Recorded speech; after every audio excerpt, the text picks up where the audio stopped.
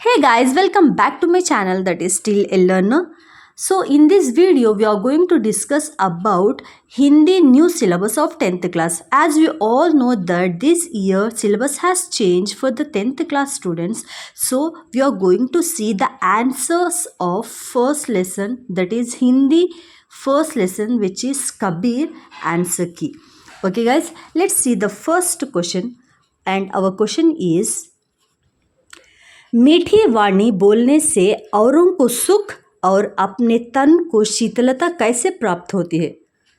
Uttar means answer is, मीठी वाणी बोलने से औरों को सुख और अपने तन को शीतलता प्राप्त होती है, क्योंकि मीठी वाणी बोलने से मन का अहंकार समाप्त हो जाता है।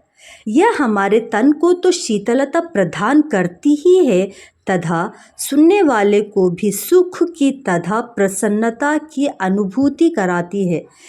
इसीलिए सदा दूसरों को सुख पहुंचाने वाली व अपने को भी शीतलता प्रदान करने वाली मीठी वाणी बोलनी चाहिए। Okay guys, let's see the second question which is second प्रश्न। दीपक दिखाई देने पर अंधियारा कैसे मिट जाता है? सखी के संदर्श में स्पष्ट कीजिए। उत्तर, दीपक में एक प्रकाश पुंज होता है जिसके प्रभाव के कारण अंधकार नष्ट हो जाता है। इसी प्रकार मन में ज्ञान रूपी दीपक का प्रकाश फैलते ही मन में छाया भ्रम, संदेह और भय रूपी अंधकार समाप्त हो जाता है।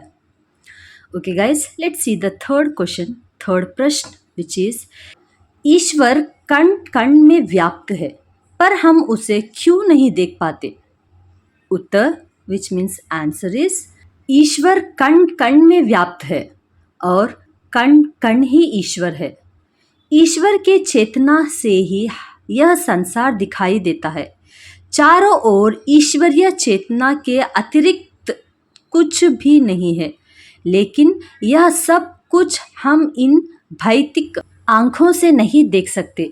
जब तक ईश्वर की कृपा से हमें दिव्य चाक्षु विच मीन्स आँखें नहीं मिलते, तब तक हम कण कण में ईश्वर के वास को नहीं देख सकते हैं और ना ही अनुभव कर सकते हैं।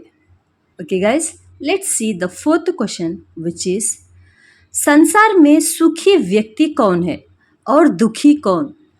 यहाँ सोना और जागना किसके प्रतीक है? इसका प्रयोग यहाँ क्यों किया गया है? स्पष्ट कीजिए। उत्तर इज, संसार में वह व्यक्ति सुखी है जो प्रभु प्राप्ति के लिए प्रयास से दूर रहकर सांसारिक विषयों में डूबकर आनंद पूर्वक सोता है। इसके विपरीत वो व्यक्ति जो प्रभु को पाने के लिए तड़प रहा है, उनके वियोग से दुखी है, वही जाग रहा है। यहाँ सोने का प्रयोग प्रभु प्राप्ति की प्रयास से विमुख होने और जागना प्रभु प्राप्ति के लिए किए जा रहे प्रयासों का प्रतीक है। इसका प्रयोग मानव जीवन में सांसारिक विषय वासनाओं से दूर रहने तथा सचेत करने के लिए किया गया है। Okay guys, let's see the fifth प्रश्न विच इज, अपने स्वभाव को निर्मल रखने के लिए कबीर ने क्या उपाय सुझाया है? आंसर इज, अपने स्वभाव को निर्मल रखने के लिए कबीर ने निंदक को अपने निकट रखने का सुझाव दिया है, क्योंकि वही हमारे सबसे बड़ा हितैषी है। अन्यथा झूठी प्रशंसा कर अपने स्वार्थ सिद्ध करने वाले तो अनेक मिल जाते हैं।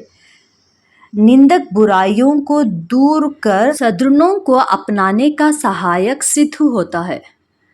निंदक की आलोचना को सुनकर आत्मनिरीक्षण कर शुद्ध व निर्मल आचरण करने में सहायता मिलती है।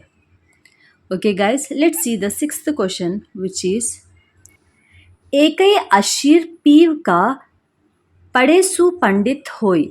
इस पंक्ति द्वारा कवि क्या कहना चाहते हैं? आंसर इज, एकै अशीर पीव का पढ़े सु पंडित होय। पंक्ति के माध्यम से कवि यह कहना चाहते हैं कि संसार में पीव अर्थात ब्रह्म ही सत्य है। उसे पढ़े या जाने बिना कोई भी पंडित विच मीन्स ज्ञानी नहीं बन सकता है। Okay guys, let's see the 7th प्रश्न विच इज कबीर की अधूर्त साखियों की भाषा की विशेषता स्पष्ट कीजिए। उत्तर इज कबीर की साखियों की भाषा की विशेषता है कि यह जन भाषा है। उन्होंने जन चेतना और जन भावनाओं को अपनी सदुक्कड़ी भाषा द्वारा साखियों की माध्यम से जन जन तक पहुंचाया है। इसीलिए डा हजारी प्रसाद द्विवेदी ने इनकी भाषा को भावनारूपिणी माना है। अपनी चमत्कारिक भाषा के कारण आज भी इनके दोहे लोगों की जुबान पर है। Okay guys, this is the first Roman question and answers, and now we are going to see the second Roman question and answers. Okay guys, let's see the first प्रश्न which is बीरा भुवंगम तन बसई मंत्र ना लागई कोई। So answer is, इस पंक्ति का भाव है कि वीरा मतलब जुदाई, पृथकता, अलगाव एक सर्प के समान है जो शरीर में बसता है और शरीर को क्षय करता है। इस विरह रूपी सर्प पर किसी भी मंत्र का प्रभाव नहीं पड़ता है, क्योंकि यह विरह ईश्वर को ना पाने का कारण सताता है। जब अपने प्रिय ईश्वर की प्राप्ति हो जाती है तो वह विरह रूपी सर्प शांत हो जाता है, समाप्त हो जाता है, अर्थात ईश्वर की प्राप्ति ही इसका स्थायी समाधान है। Okay guys, let's see the second प्रश्न विच इज कस्तूरी कुंडली बसई मृग ढूंढे बन माही। सो आंसर इज, इस पंक्ति का भाव है कि भगवान हमारे शरीर के अंदर ही वास करते हैं। जैसे हिरण की नाभि में कस्तूरी होती है, पर वह उसकी खुशबू से प्रभावित होकर उसे चारों ओर ढूंढता फिरता है, ठीक उसी प्रकार से मनुष्य ईश्वर को विभिन्न स्थलों पर तथा अनेक धार्मिक क्रियाओं द्वारा प्राप्त करने का प्रयास करता है, किंतु ईश्वर तीर्थों, जंगलों आदि में भटकने से नहीं मिलते। वो तो अपने अंतःकरण में झुकने मीन्स झांकने से ही मिलते हैं। Okay guys, let's see the third question which is जब मैं था हीर नहीं, अब हीर है मैं नहीं। So the answer for this question is, इसका भाव है कि जब तक मनुष्य के भीतर अहम विच मीन्स अहंकार की भावना अथवा अंधकार विद्यमान रहता है, तब तक उसे ईश्वर की प्राप्ति नहीं होती। अहम की मिटते ही ईश्वर की प्राप्ति हो जाती है, क्योंकि अहम और ईश्वर दोनों एक स्थान पर नहीं रह सकते। ईश्वर को पाने के लिए उसका प्रतिपूर्ण समर्पण आवश्यक है। Okay guys, let's see the fourth question which is पौधी पड़ी पड़ी जग मुआ पंडित भाए ना कोई। सो उत्तर इज, इसका अर्थ है कि पौधियों एवं वेद पढ़ पढ़ कर संसार थक गया, लेकिन आज तक कोई भी पंडित नहीं बन सका, अर्थात ईश्वर के प्रेम के बिना, उसकी कृपा के बिना कोई भी पंडित नहीं बन सकता है, तत्वज्ञानी की प्राप्ति नहीं कर सकता। Okay guys, this is the second Roman question and answers. Let's see the third Roman. Here you just check it out the answers. Okay, here I'm not going to read it. I'll just scroll it all the answers. You just pause the video and write it down wherever you want, whether in your workbook or else your class notes.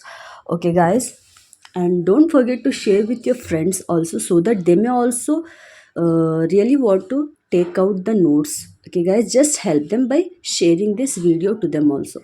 And one more thing guys, if you want me to download anything for you which related for your class, just comment me below in the comment section. And don't forget to join me in the Telegram group also. I'm just giving the link over in the description. Please do share with your friends and don't forget to like, share and subscribe. Thank you so much for watching. Bye bye, take care.